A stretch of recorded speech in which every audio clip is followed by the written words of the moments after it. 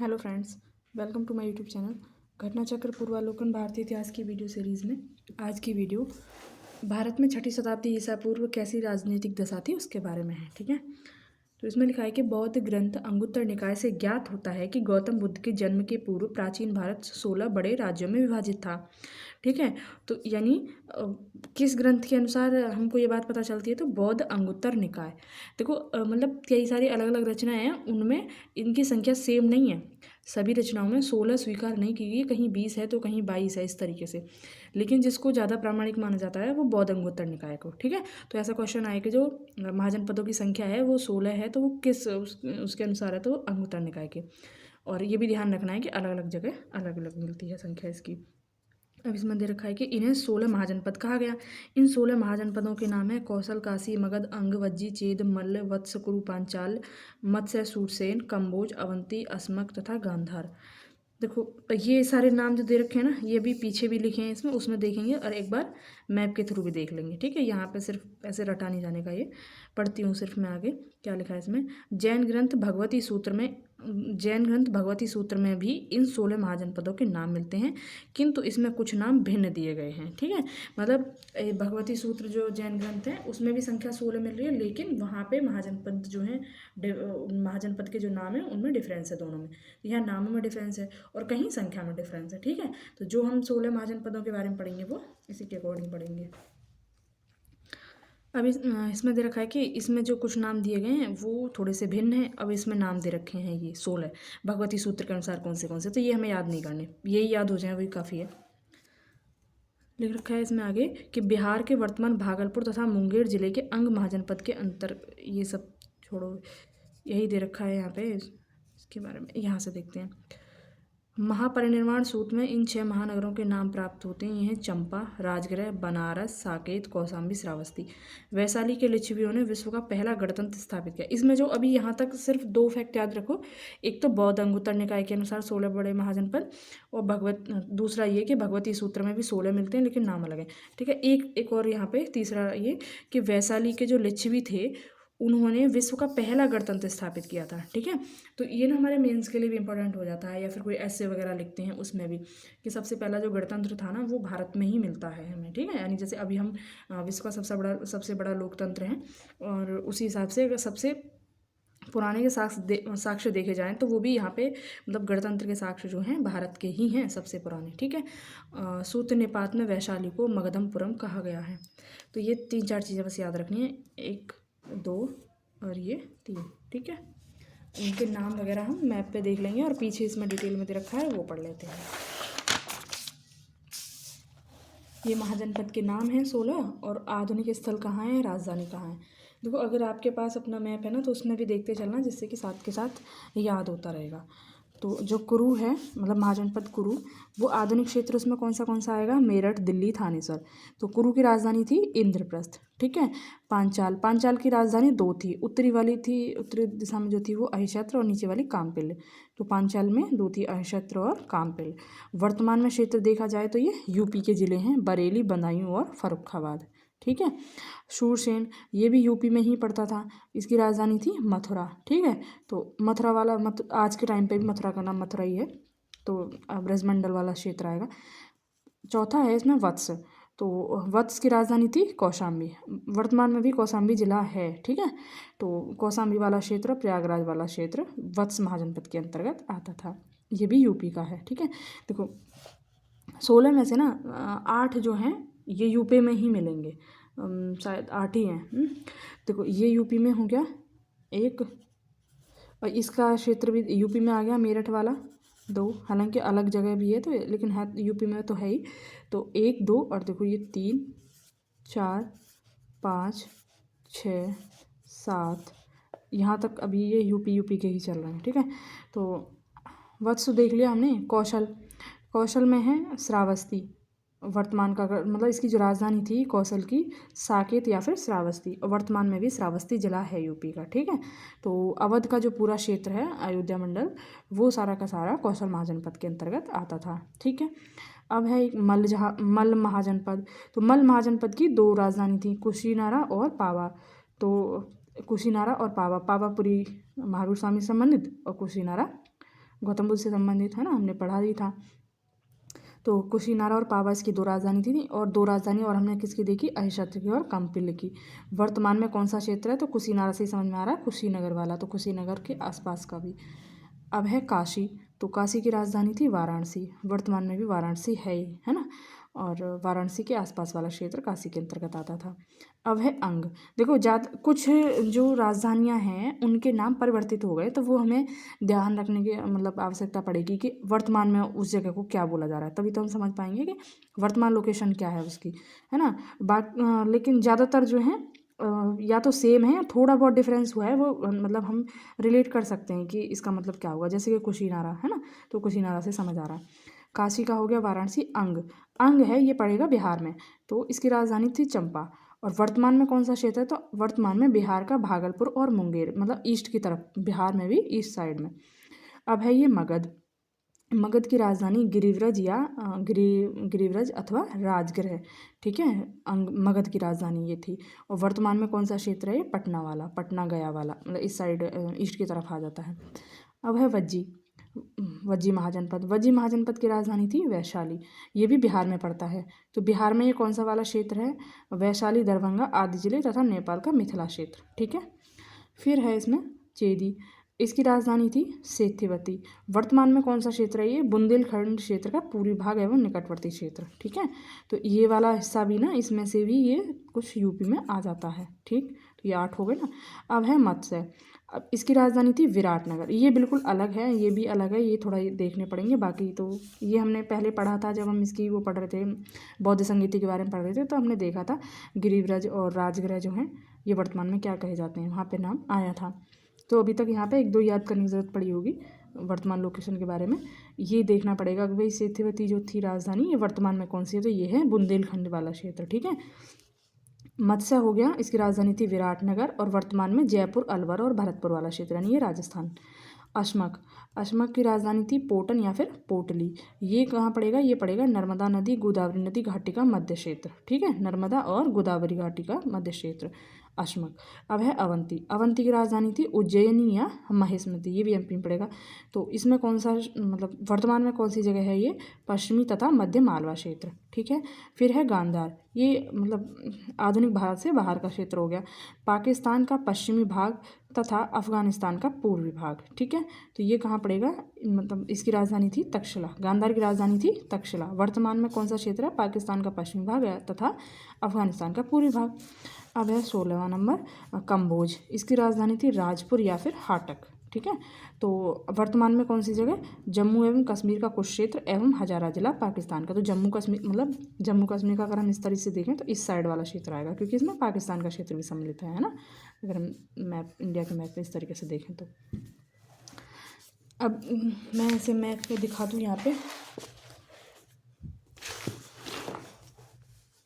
ये देखिए इसमें अंग बिहार में है ना, ईस्ट साइड में बिल्कुल इधर दिख रहा है, अंग बिल्कुल ईस्ट साइड में दिख रहा है, यहाँ पे ऐसे बिहार है, ठीक है। पाटलिपुत्र, अंग पाटलिपुत्र, सॉरी पाटलिपुत्र राजधानी होगी मगध की। अंग, मगध, काशी, काशी वाराणसी वाला है ना, काशी, लिच्छवी, ये बिहार में ऊपर की तरफ, ये देखो ये इतना बिहार में आ गया ये, ठीक है। ईस्ट में हो गया, वेस्ट में हो गया, ये नॉर्थ में हो गया, ठीक है। अब है यहाँ पे काशी, ये फिर काशी कहाँ आ रहा है, ये यूपी में आ रहा है। काशी, श्रावस्ती है ना, कौशाम्बी, ये सब यूपी में आ रहा है। काशी, श्रावस्ती, कौशाम्बी ये यूपी में आ रहा है। कौशल यूपी में आ रहा है, मल्ल यूपी में आ रहा है, ठीक है। और ये पांचाल, ये भी थोड़ा सा यूपी में भी है और बाहर भी है, ठीक है। मतलब पांचाल राजधानी है। और ये कुरु, कुरु देखा था ना हमने, तो यहाँ से यहाँ तक अगर हम देखेंगे तो ये सारा, ये मथुरा ये यूपी में आ गया, ये देखो ये यूपी में आएगा ये हिस्सा, ठीक है। अंग, अंग हो गया, मगध हो गया, काशी, श्रावस्ती, कौशल, मल्ल, कौशाम्बी, मथुरा, और इधर ये कुरु, ठीक है। और इस साइड अगर हम देखें तो मत्स्य, ये जयपुर वाला, अवंती, चेदी, अशमक, ठीक है। और इधर तक्षशिला जो राजधानी थी जिसकी, ये हो गया कम्बोज, मतलब यहाँ पे ये थोड़ा सा जम्मू कश्मीर का भी हिस्सा है ये, ठीक है। तो इसमें मैप पे देख लिया तो थोड़ा सा याद रहेगा ठीक से।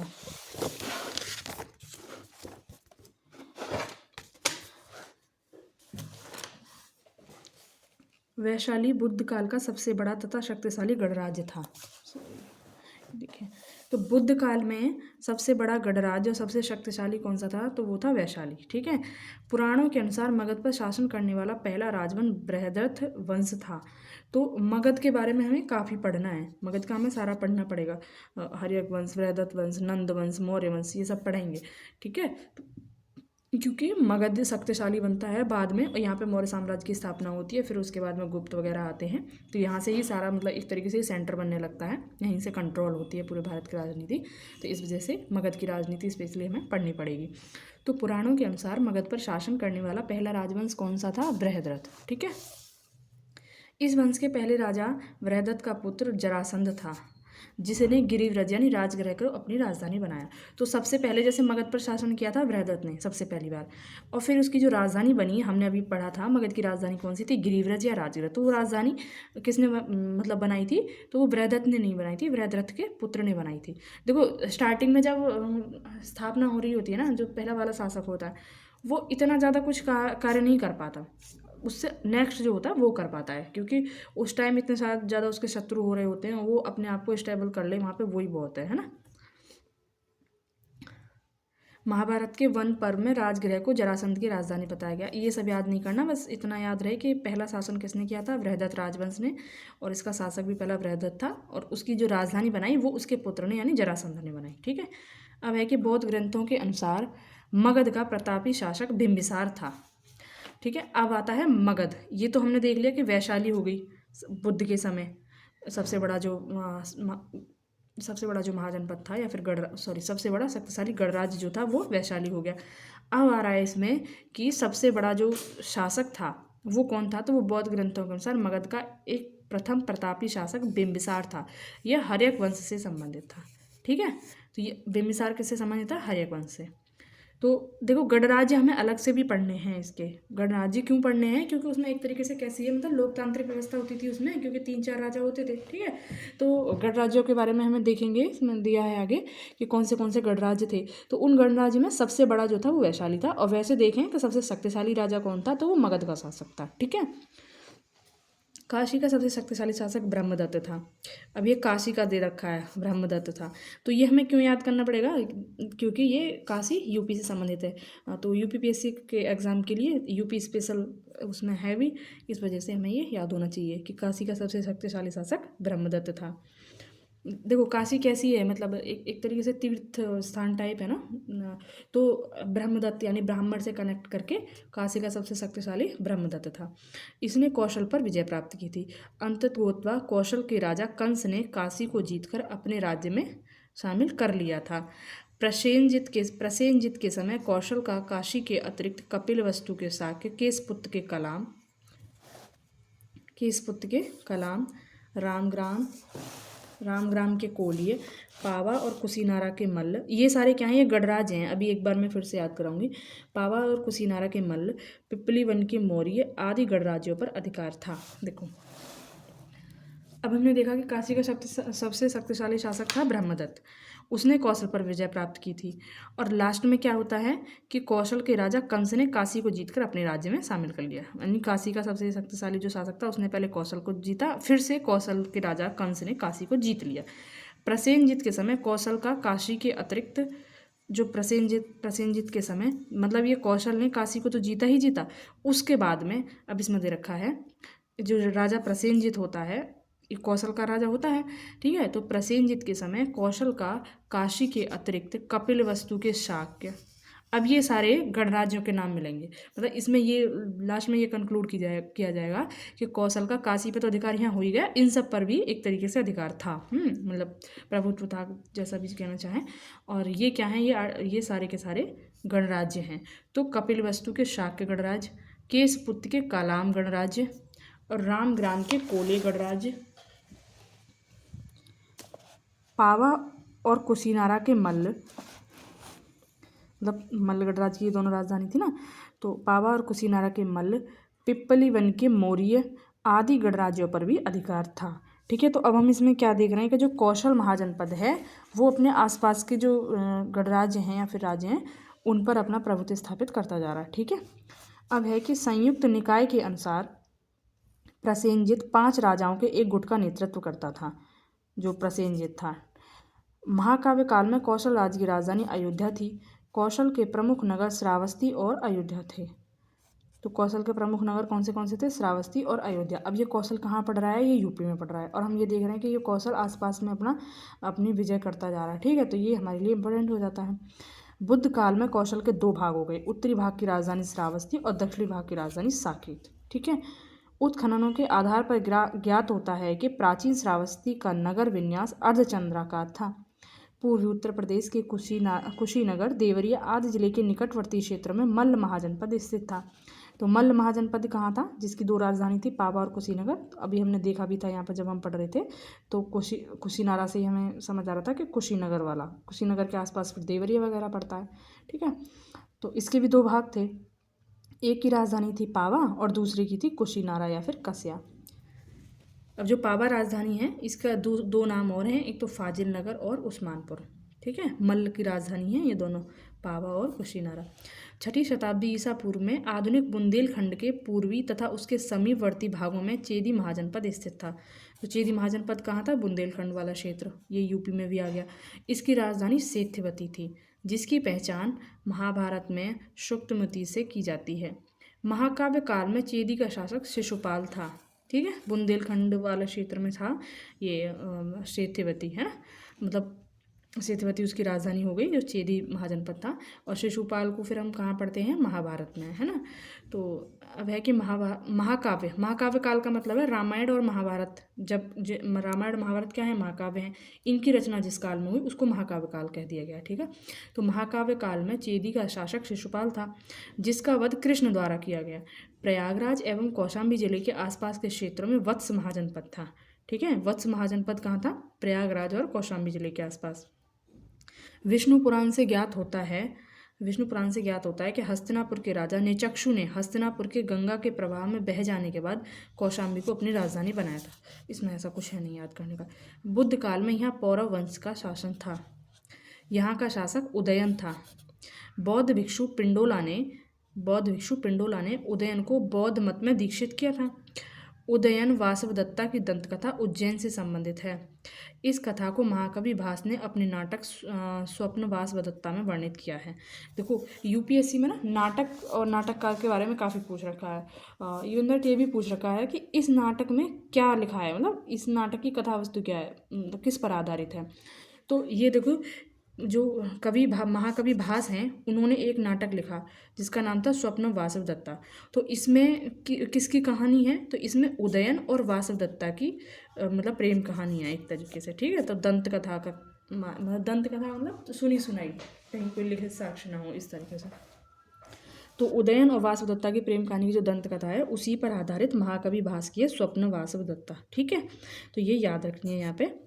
और जो उदयन था वो बौद्ध धर्म में दीक्षित हुआ, और ये बौद्ध धर्म में दीक्षित कराया किसने? तो पिंडोला ने। ये 3-4 बात हमें याद रखनी है यहाँ पे। कुरु महाजनपद मेरठ, दिल्ली तथा थानेश्वर के समीपवर्ती भूभागों में स्थित था। महाकाव्यकालीन हस्तिनापुर नगर इसी राज्य में स्थित था। तो हस्तिनापुर जो था महाभारतकालीन हस्तिनापुर, ये मेरठ वाला क्षेत्र, यानी यूपी का मेरठ वाला क्षेत्र। तो जो कुरु महाजनपद था उसके अंतर्गत ये मेरठ, दिल्ली वगैरह आ रहे हैं। ठीक है, तो हस्तिनापुर जो था महाकाव्यकालीन यानी महाभारत वाला जो हस्तिनापुर है वो यहीं पे था। बुद्ध के समय यहाँ का राजा कौरव्य था। कौरव से मिलता जुलता नाम है, याद भी नहीं करना है ऐसा।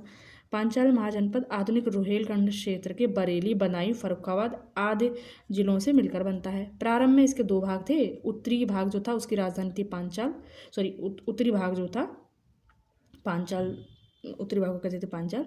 तो उत्तरी पांचाल की राजधानी थी अहिशत्र तथा दक्षिणी पांचाल की राजधानी थी कानपिल्य। ठीक है, पांचाल महाजनपद के अंतर्गत कान्यकुब्ज का प्रसिद्ध नगर स्थित था। तो कान्यकुब्ज क्या है? ये कन्नौज। और कन्नौज में हम मतलब कन्नौज भी आगे जाके एक राजनीतिक केंद्र बनता है, राजनीतिक सत्ता का केंद्र बनता है हर्षवर्धन के काल में, है ना। तो यहाँ से हमें एक नाम क्या पता चल रहा है कि कन्नौज का दूसरा नाम क्या है? कान्यकुब्ज। तो पांचाल महाजनपद के अंतर्गत कान्यकुब्ज का प्रसिद्ध नगर स्थित था। पांचाल जनपद की सीमाएं हिमालय की तलहटी से लेकर दक्षिण में चंबल नदी तक तथा पूर्व में कौशल तथा पश्चिम में कुरु जनपद को स्पर्श करती थीं। तो पांचाल महाजनपद काफ़ी बड़ा हो गया है ना। पांचाल मूलतः एक राजतंत्र था, किंतु ऐसा प्रतीत होता है कि कौटिल्य के समय तक वह एक गणराज्य हो गया था। मत्स्य महाजनपद राजस्थान के जयपुर क्षेत्र में बसा हुआ था। मतलब ऐसे याद करो, इस मत्स्य माने मतलब मछली, है ना। अब मछली कहाँ होगी? समुद्र के पास। इसका उल्टा कर दो, जहाँ सूखा है एकदम से, यहाँ पानी नहीं है ना, राजस्थान वाला क्षेत्र, ऐसे करके याद कर लेना। तो मत्स्य कहाँ हो गया? इधर राजस्थान वाला। लेकिन और इसकी राजधानी होगी विराटनगर। तो राजस्थान में बहुत ज़्यादा रजवाड़े रहते हैं, तो वहाँ पे बहुत बड़े बड़े महल वगैरह मिलते हैं, तो विराट हैं वो काफ़ी, तो इसकी राजधानी होगी विराटनगर। शूरसेन महाजनपद जो है आधुनिक ब्रजमंडल, शूरसेन की राजधानी मथुरा, और आज भी वो क्या है? मथुरा ही नाम से जाने जाता है वो जनपद। तो शूरसेन की राजधानी मतलब सॉरी मथुरा है, और आधुनिक क्षेत्र भी पता चल गया, तो इसमें कुछ नहीं पढ़ना। अब है कि प्राचीन यूनानी लेखक इस राज्य को शूर सेनोई तथा इस राजधानी को मेथुरा, इसकी राजधानी को मेथुरा कहते हैं। मतलब मिलता जुलता है ना, मथुरा को मेथुरा कर दिया, शूरसेन को शूरसेनोई कर दिया। पहचान लेंगे कि ये किसके बारे में बात हो रही है। अश्मक महाजनपद नर्मदा तथा गोदावरी नदी घाटी के क्षेत्र में स्थित था। ठीक है, महाजनपदों में केवल अश्मक ही दक्षिण भारत में स्थित था। तो सबसे दक्षिणी महाजनपद कौन था? अश्मक।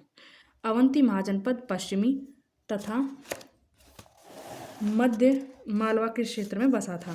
तो अवंती महाजनपद कहाँ था? पश्चिमी तथा मध्य मालवा, ये यानी ये अवंती जो MP वाला क्षेत्र। इस महाजनपद के दो भाग थे, उत्तरी अवंती जिसकी राजधानी थी उज्जैनी, और दक्षिणी अवंती जिसकी राजधानी थी महेश्मती। ठीक है, तो उज्जैनी और महेश्मती। गौतम बुद्ध के समय यहाँ का राजा प्रद्योत था, तो अवंती से संबंधित है राजा प्रद्योत।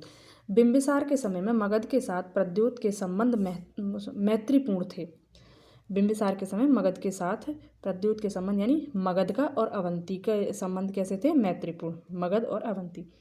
प्रद्योत के पांडुरोग से ग्रसित होने पर, पांडुरोग जॉन्डिस यानी पीलिया, तो प्रद्योत के पांडुरोग से ग्रसित हो जाने पर बिंबिसार ने अपने राज्य व जीवक को उसके उपचार हेतु भेजा था।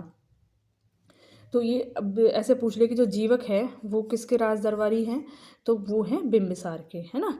तो बिंबिसार के राज दरबारी हैं। तो जीवक को कहाँ भेजा गया था? अवंती भेजा गया था।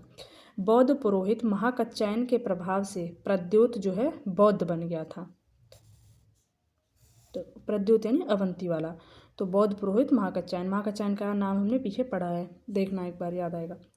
प्राचीन भारत के पश्चिमोत्तर भाग में दो जनपद थे। पश्चिमोत्तर भाग में दो जनपद थे, ये थे गांधार और कंबोज। गांधार महाजनपद वर्तमान पश्चिमी पाकिस्तान एवं पूर्वी अफगानिस्तान में स्थित था। रामायण से ज्ञात होता है कि तक्षशिला नगर की स्थापना भरत के पुत्र तक्ष ने की थी। ठीक है, गांधार महाजनपद का दूसरा प्रमुख नगर है पुष्कलावती। कौटिल्य ने कंबोजों को वार्ता शस्त्रोपजीवी संघ अर्थात पशुपालन, कृषि, वाणिज्य तथा शस्त्र द्वारा जीविका चलाने वाला कहा था।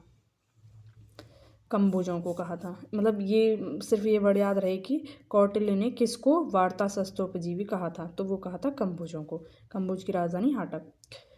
प्राचीन समय में कंबोज अपने श्रेष्ठ घोड़ों के लिए विख्यात थे। 16 महाजनपदों से चार महाजनपद कौन से? कौशल, मगध, वत्स तथा अवंती अत्यंत शक्तिशाली थे।